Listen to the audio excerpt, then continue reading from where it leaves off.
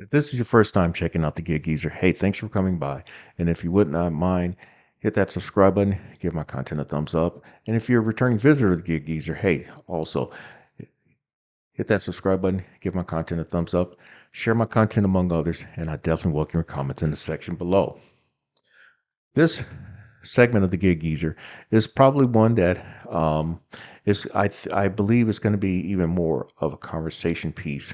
Maybe not so much as what I am sharing, but I think just a topic in general is going to be even more of a conversation piece in the upcoming weeks and months. Now, this segment is based on an online article that I noticed that talks about the city of New York is set to, with its proposal to implement a minimum wage for gig delivery workers of apps like DoorDash, GrubHub, and UberEats. This minimum wage is set, at least proposed to be $17.87 an hour, and that's before tips, and it's supposed to go into effect on January 1st. Now, there is a public hearing that's going to be taking place by the city's Consumer and Worker Protection Agency, and that's on December 16 of this year, coming up. And this proposal also articulates that the minimum wage would increase to $23.82 an hour before tips on January 1st, 2025. Now, this proposed legislation stems from legislation that was actually passed by New York City in September 2021. And the pay scale, again, is up for public discussion. And based on New York City's estimate, gig delivery workers make, including tips, currently $11.12 an hour on average. And they also estimate that gig workers number in excess of 65,000 in New York City, and they are classified as independent contractors. Now, the full extent of this proposal, which would be on January 1st, 2025, is broken down like this. They would be making similar to what Uber and Lyft drivers are making at a minimum in New York City at $19.86 an hour. And then there's an additional $2.26 for safety equipment, and then the equivalent amount as they calculate $1.70 as well, which would be for workers' compensation, although gig workers are not eligible for workers' compensation. Now, the article says that this proposed minimum wage standard is likely to be challenged in court by these companies like DoorDash, UberEats, and GrubHub. Already, these same companies sued New York City, and if memory serves me correct, but lost when New York City enacted a cap on commissions that merchants would actually pay for subscribing to these gig apps. There was also earlier this year that was enacted pay transparency on these apps, in that, let's say, for example, on DoorDash, there would be no more hidden tips. The full amount would be disclosed. So there was actually full disclosure of what a driver is to make on these orders. And that goes for UberEats and GrubHub as well in New York City. Now, another thing that was also implemented early this year was that food delivery app companies were required to pay for insulated catering bags instead of the individuals like you and me paying for them. So this is really the groundwork of my discussion about the fact that I believe that these gig app companies cannot have it both ways, as well as the gig app workers. We can't have it both ways, and the companies can't have it both ways. And if you like the content that's been provided in this segment of the Gig Geezer or in any other segment of the Gig Geezer, hey, hit that subscribe button, give my content a thumbs up, share my content among others, and I definitely welcome your comments in the section below. Now, depending on the source, gig workers are said to make up about 35% of the current U.S. workforce. That number is set to increase. That number is likely to increase to more than half by the end of the decade, and that's a little more than 7 years. That's a little more than 7 years away. Now, gig workers are generally defined as independent workers or independent contractors, those who do work by a contractual basis. Some also define gig work as temporary. Some define it as being freelance, and then some define it as those who do work based on these gig apps like DoorDash, GrubHub, and UberEats. Now, speaking of DoorDash, DoorDash is probably one of the more prominent topics in many gig app workers' conversations. But that said, DoorDash is, as we know, a multi-billion-dollar company, and its likely valuation is about $9.5 billion based on its third quarter 2022 report. DoorDash generated about $1.7 billion in revenue in third quarter 2022, and for the year through September 30th, it has generated over $4.8 billion. At the same time, the company, at least according to this same report, is operating at about a $295 million loss for third quarter 2022, and for the year at a loss of $726 million. Then again, this company is showing very healthy profit margins.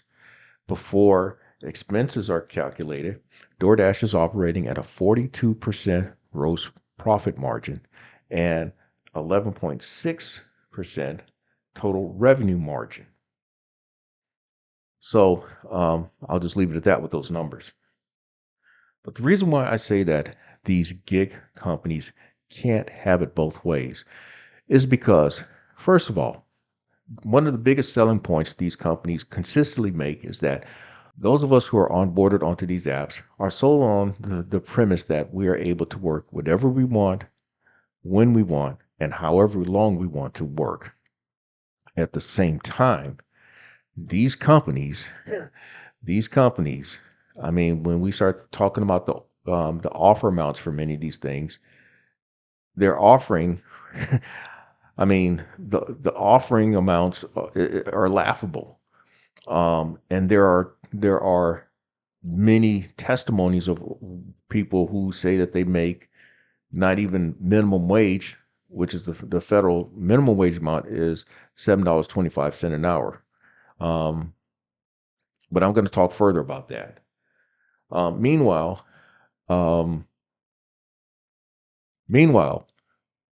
us gig workers can't have it both ways because we talk of wanting our independence, yet at the same time, we expect these companies to also come off money for benefits perhaps like health insurance or workers' compensation or some type of injury protection. My understanding of being a 1099 has always been that if you're in business for yourself, you gotta pay for those things yourself. That comes out of your pocket. And I'll just leave it at that for now. Now, one thing that I'm going to kind of interject in this conversation is I think back to my days as a reporter. I was a sports reporter. And being a reporter was a childhood aspiration of mine, and something that I'm one of those people who can say that I was actually able to do something that was a childhood aspiration and also be good at it.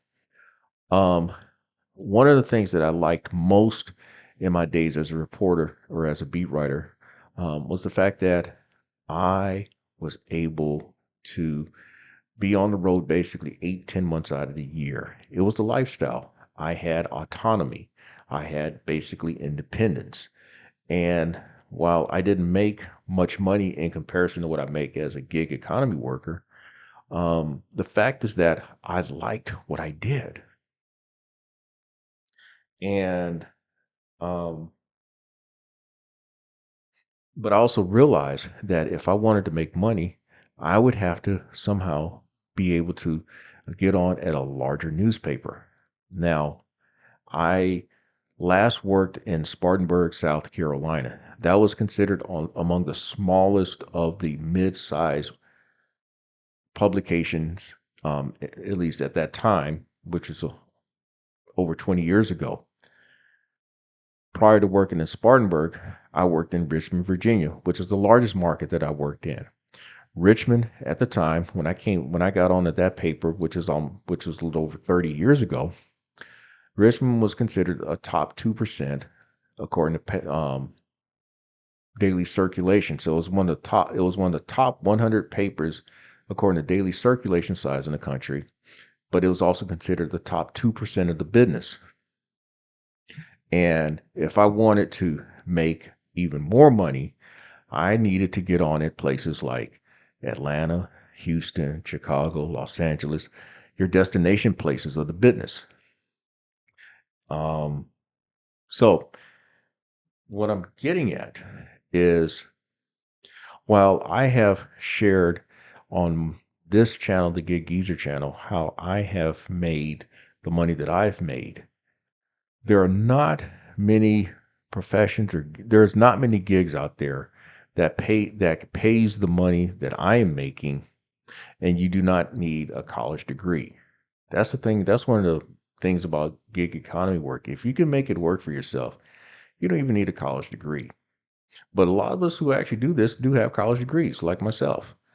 Just something to think about.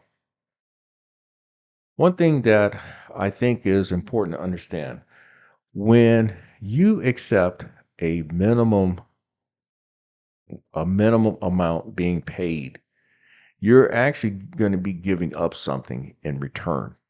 These companies are not going to be paying a minimum amount, and you still talk of being an independent contractor.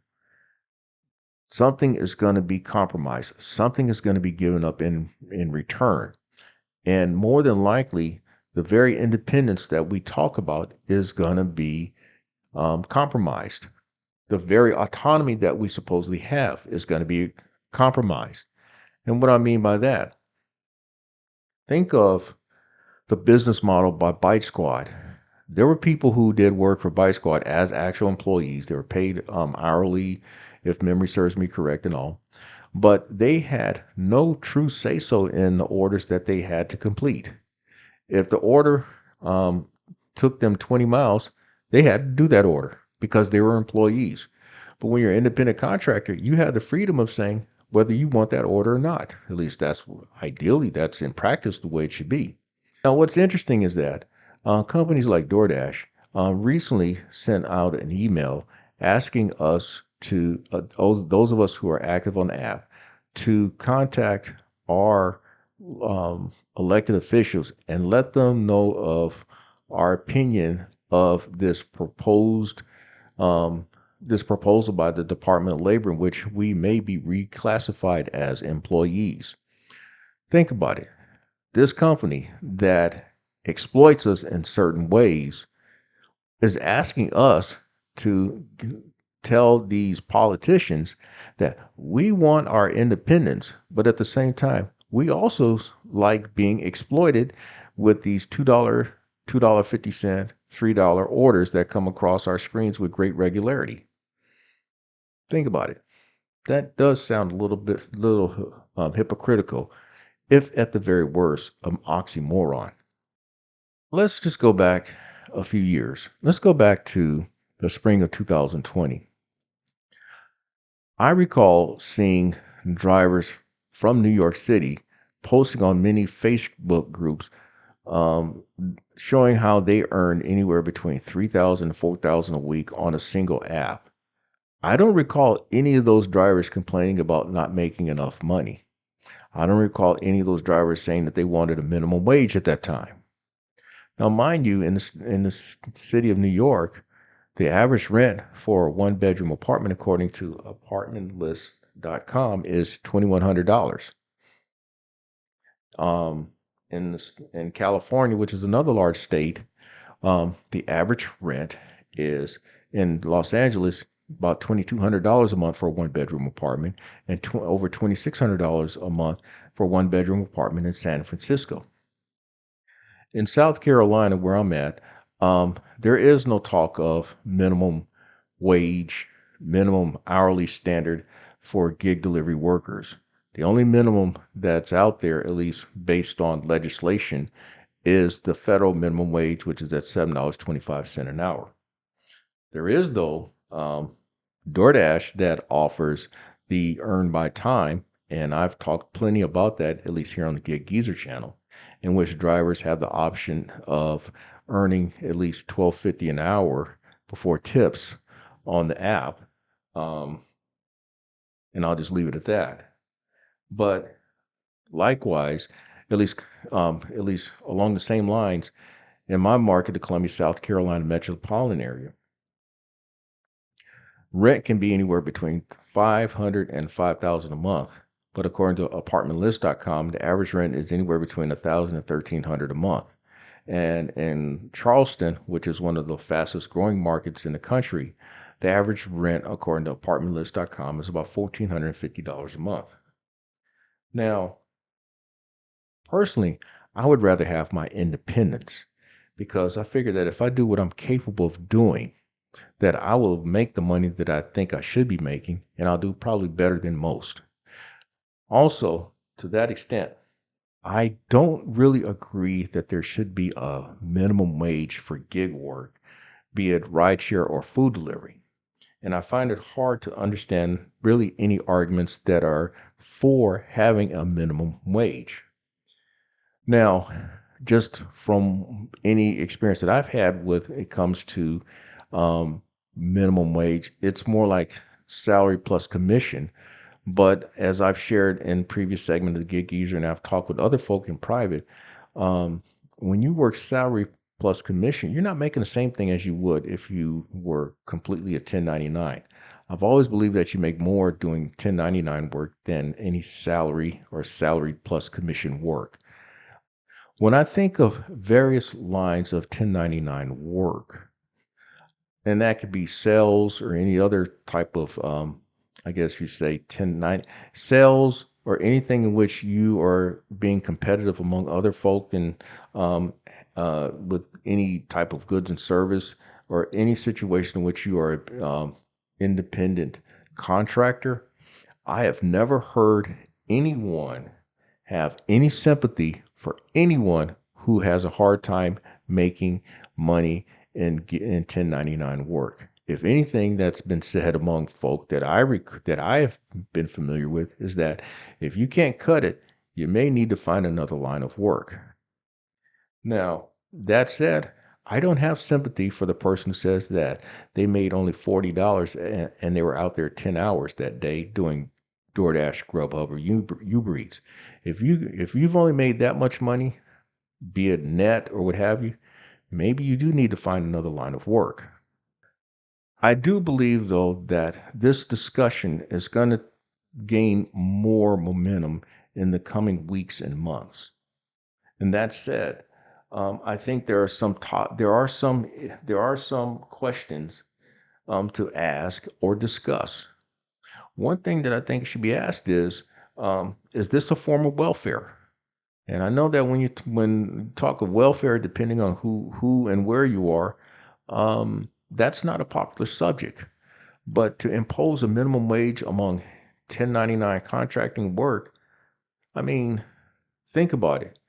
You impose this minimum wage, and depending on how attractive it is, you're gonna attract more people into doing that type of work just for the money. And what you end up doing is just deluging and diluting an entire marketplace. Now, those who take the high and moral route with why there should be a minimum wage imposed,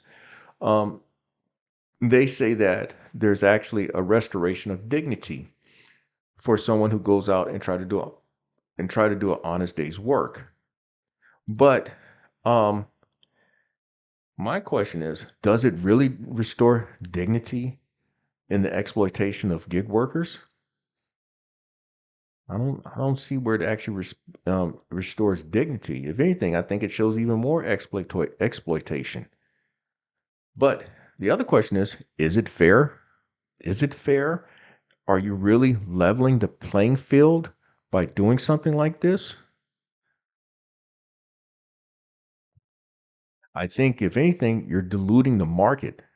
At the very best, and maybe at the very worst, you're diluting the market when you impose a minimum wage, because now instead of this competitiveness, and one thing that you gotta understand, when you are 1099, there's a lot of competition involved, a lot of competitiveness, a lot of competition, and it's really the strong who survive. But when you impose a minimum wage, you're taking away really true competition. Those you're taking away really those who truly succeed.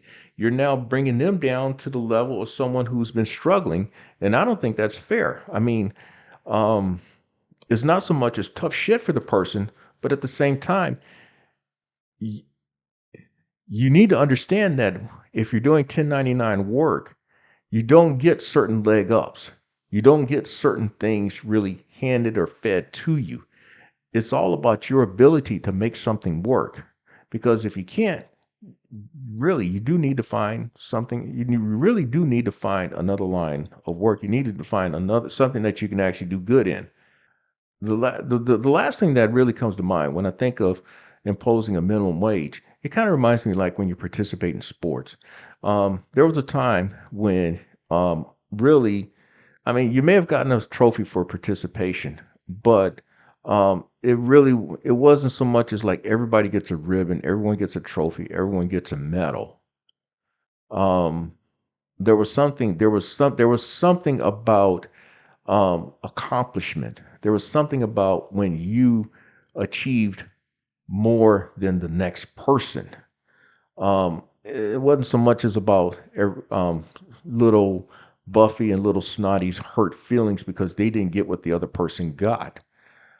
Um, I know that this is a tough one here, but I think these are valid questions that you need to that need. I think these are valid questions that still need to be discussed when it comes to imposing minimum wage, or for that matter, if we are reclassified as employees. I mean, who I thought the whole thing of getting into gig work was for independence. I thought the whole thing about getting into gig work was to be having your own, was to have your own, actually do things as if you're running your own business. I thought when you got into gig work, there was always the potential of making more than what you were doing as a salaried person, or mainly as a salaried person, one who worked on an hourly basis. It seems to me, if for nothing else, these companies, they're going to, well, with these companies, if, say, for example, New York City were to go through with the minimum wage, it may disrupt how these companies go about doing business in New York City. But it may be a bigger problem for these companies if they were forced to implement minimum pay scales on a much larger scale if it were across the country. If it were implemented across the country or in multiple states, these companies may go out of business.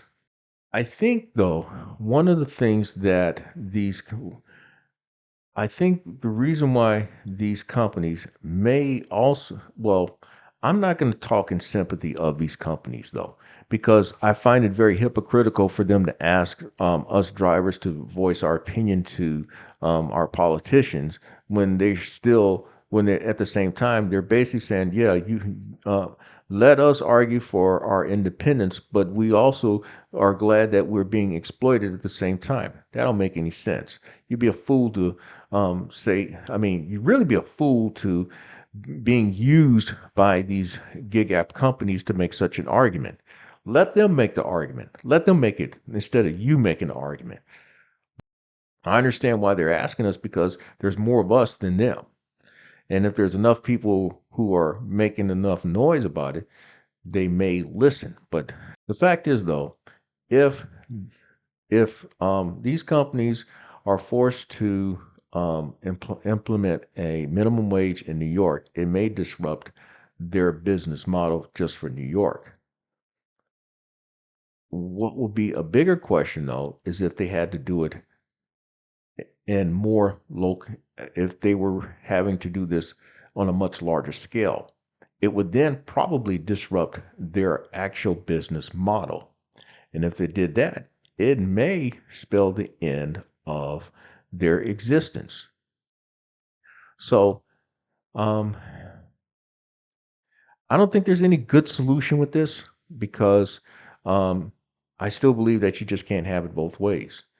And with that, if you like the content that's been provided in this segment of the Gig Geezer or in any other segment, hit that subscribe button, give my content a thumbs up, share my content among others, and I definitely welcome your comments in the section below. I'm Inwood Lane, and as always, may your hustle and may your grind continue.